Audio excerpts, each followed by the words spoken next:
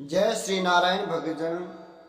भगतजनों बताते हैं कि विदुर जी को जब उनके देवलोक में किए गए पाप के बारे में मैत्रेय ऋषि बताते हैं कि हे विदुर जी, जब आप देवयोनि में थे तो आपने जो पाप कर्म किया उस पाप कर्म के कारण आपको मनुष्य योनि में आना पड़ा। तो विदुर जी पूछते हैं कि हे ऋषिवर, मैंने ऐसा क्या पाप किया कि जो मुझे धरती लोक पर आना पड़ा और मनुष्य रूप में और मुझे शूद्र के यहाँ पैदा होना पड़ा। तो हे ऋषिवर, आप मुझे बताइए। वो ऐसा मैत्रेय ऋषि से पूछते हैं। तो मैत्रेय ऋषि बताते हैं कि हे विदुर जी, आप देवयोनि में यमराज देवता हैं और आपसे एक भूल हो गई। वो भूल ये हुई कि जब कहते हैं कि मांडव्य ऋषि थे तो उन्हें मांडव्य ऋषि ने बचपन में अबोध अवस्था में एक तितली को उन्होंने कील की लोहे की कील से उस तितली के अंदर सुराख किए। तो वो सुराग जब किए तो आपने वो पाप जो उन्होंने अबोध अवस्था में किया था, वो पाप आपने उन्हें जब वो बड़े हुए और उनका प्रकाश फैला, जब वो जप तप करते थे तो वो एक महान मांडव्य ऋषि, महान ऋषि बन चुके थे। तो उस अवस्था में जब एक राजा के राजकोष से चोरी धन चोरी हुआ, तो वो जो चोर थे वो भागते भागते जंगलों में चले गए और पीछे उनके राज सिपाही लगे हुए थे। जब मांडव्य ऋषि कहते हैं कि उस जंगल के अंदर मांडव्य ऋषि का आश्रम था और उस आश्रम में उन चोरों ने वो धन, जो चोरी का धन था, वो डरते हुए सिपाहियों से उन्होंने उस आश्रम के अंदर वो धन रख दिया। और उसके बाद वो राज सिपाही जो है वो उस आश्रम में चले जाते हैं और उस आश्रम के अंदर जो राजकोष से धन चोरी किया हुआ था वो धन उस आश्रम के अंदर उन्हें मिल जाता है। तो इस प्रकार से उन्होंने मांडव्य ऋषि को मुख्य चोर समझा कि हाँ, यही ऋषि मुख्य चोर हैं, और उन्हें पकड़कर राजा के राजमहल में ले गए जहाँ उनका दरबार लगता था। दरबार में राजा ने उस ऋषि को जो दंड दिया वो ये था कि उन्हें सूली पर लटकाया जाए।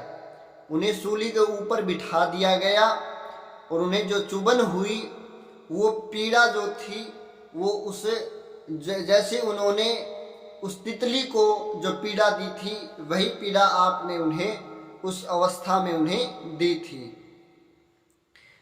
तो कहते हैं कि जब वो पीड़ा वो सहन कर रहे थे तो उनके जो वो सूली के ऊपर बैठे बैठे ही भक्ति भाव में लीन हो गए और उस राज्य के अंदर उनकी भक्ति भाव से पूरे राज्य में प्रकाश फैल गया। तब राजा ने सोचा कि ये तो कोई महान तपस्वी ऋषि है जो हमारे यहाँ राज सिपाही ले आए हैं, इनका कोई दोष नहीं है। तो राजा ने आदेश दिया कि आप इन ऋषि को इस सूली से उतार लाइए और मैं इनसे क्षमा मांगता हूँ। राजा उनके चरणों में जा पड़े और कहते हैं कि हे ऋषिवर, मुझे क्षमा करें, मुझे ज्ञात नहीं था कि आप इतने बड़े ऋषि हैं और मैंने आपको अनजाने में ही ये दोष दंड दे दिया।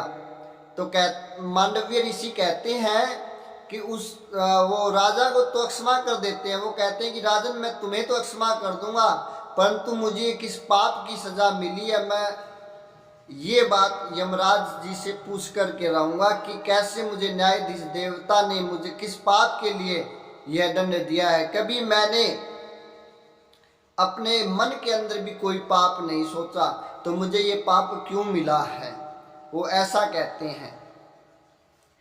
तो कहते हैं कि मांडव्य ऋषि यमराज के दरबार में चले जाते हैं और यमराज से पूछते हैं कि हे यमराज जी, आपने मुझे किस कारण ये इतनी बड़ी सजा मुझे दी? मैंने तो कभी मन में भी कोई पाप नहीं सोचा था और न ही कभी कोई पाप किया था, तो आपने मुझे किस पाप की सजा ये दी है? तो यमराज कहते हैं कि आपने बचपन में एक तितली को लोहे की कील से तितली में आपने छेद कर दिए थे, तो इस पाप के कारण आपको यह सजा मिली है। तो कहते हैं कि यह तो शास्त्र भी आज्ञा देते हैं कि जो पाप किया है उसका दंड तो मिलता है, परंतु हे यमराज जी, मैं उस समय अबोध अवस्था में था।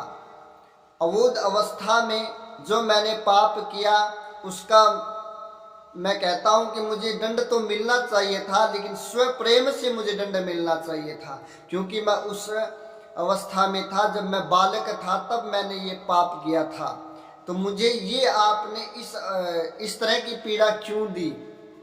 तो इससे उन्होंने क्रोधित होकर के मांडव्य ऋषि ने कहा कि मैं आपसे क्रोधित हूं और मैं आपको श्राप देता हूं। जो मुझे ये दंड मिला है, ये मैं इस दंड का अधिकारी नहीं था। जो मैंने बचपन में किया था उसका आपको मुझे स्वप्रेम से दंड देना चाहिए था, और आपने मुझे इस तरह से दंड दिया है, तो इसलिए मैं आपको क्षमा नहीं करता और आपको मैं श्राप देता हूं कि आप शुद्ध योनि में पैदा होंगे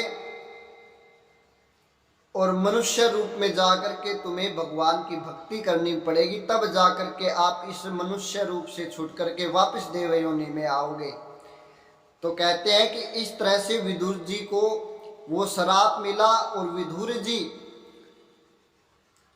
फिर मनुष्य योनि में शूद्र के घर पैदा हुए और वो भगवान के बहुत बड़े भगत बने। तो इस प्रकार